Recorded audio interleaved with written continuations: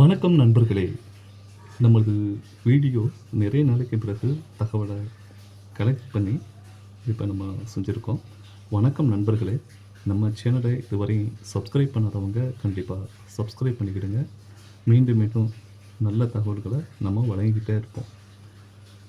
இன்று தமிழ்நாட்டில் அதிகமாக பேசப்படும் ஒரு முக்கியமான விஷயத்தை பற்றி பார்க்க போகிறோம். அதுதான் மகளிர் உரிமை தொகை திட்டம். இந்த தொகை திட்டம்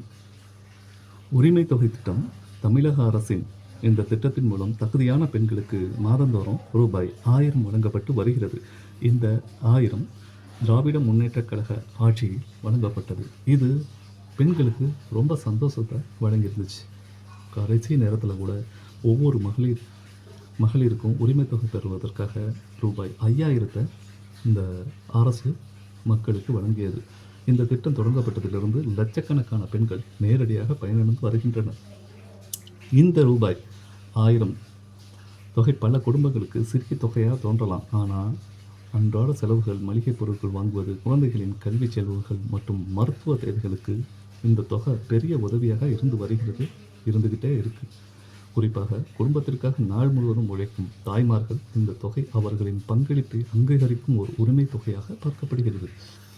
இந்நிலையில் தற்போது மகளிர் உரிமை தொகை ரூபாய் 1000 ரூபாய் 2500 உயர்த்தப்படும் என்று அறிவிப்பு மற்றும் தகவல்கள் மக்களிடையே பெரும் எதிர்பார்ப்பையும் சந்தோஷத்தையும் ஏற்படுத்தியுள்ளன.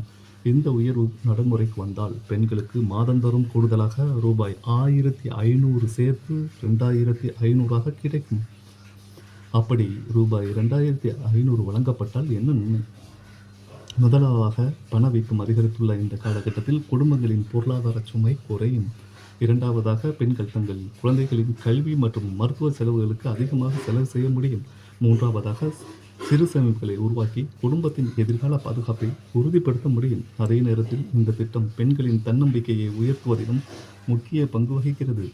ஒரு பெண்ணின் கையில் நேரடியாக பணம் கிடைக்கும்போது அவர்களின் முடிவெடுக்கும் திறனும் பொருளாதார சுதந்திரமும் அதிகரிக்கிறது. நண்பர்களே, மகளிர் உரிமை தொகை ரூபாய் 2500 உயர்த்தப்படுவது குறித்து உங்கள் கருத்து என்ன?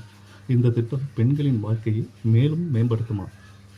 நிச்சயமாக மேம்படுத்துமா, படுத்தாதா என்பதை எங்களுக்கு நீங்கள் கமெண்ட்ஸில் சொல்லுங்கள்.